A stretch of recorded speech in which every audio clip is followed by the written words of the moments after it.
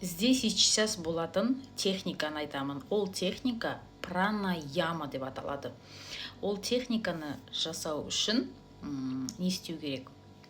Жалпы жасау үшін айтамын қазір. Бұл техника жалпы не үшін керек, я? Бұл техника адам здесь и сейчас өмір сүру үшін керек. Ал здесь и сейчас не үшін біз өмір сүреміз? Здесь и сейчас өмір сүрген кезде ғана сен жетістікке жете аласың, сенің армандарың орындалады, сенің энергияң көтеріледі. Ал адамдардың көбі прошлыйда өмір сүреді, немесе будущийда өмір сүреді. Сен күнделікті 90 мың ойды ойлайсың, 90 мың ойдың 80%, 90-80% ол прошлыйдағы ойлар.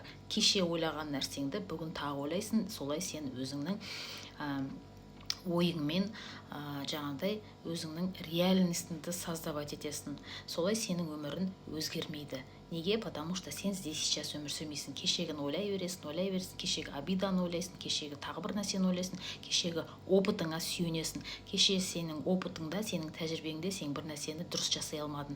И сен қазір жасайын десең қорқып тұрсың, себебі сен прошлый опытыңа сүйенесің де, мен тағы да жасай алмай қалам деп ойлайсың.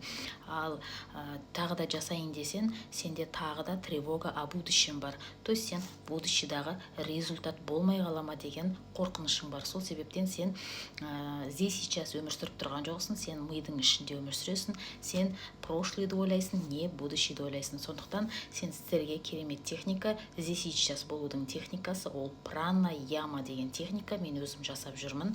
Қараңыздар, осылай тыныш отырасыздар, как бұл йоганың бір саласы деп айтсақ болады.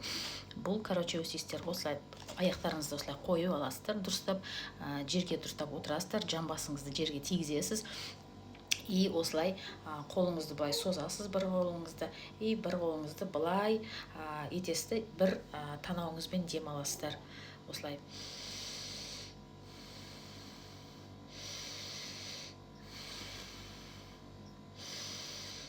Осылайда, енді мына қолыңызды былай созасыз да, енді былай дем аласыздар.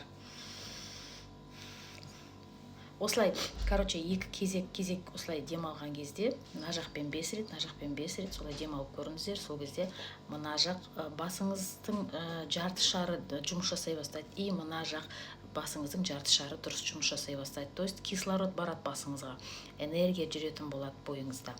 Вот осындай техника бар. Және де ішпен дем аламыз. Дем алған кезде ішіңізді шығарасыз, дем шығарғанда ішіңізді етесіз. Вот осын жасап көріңіздер.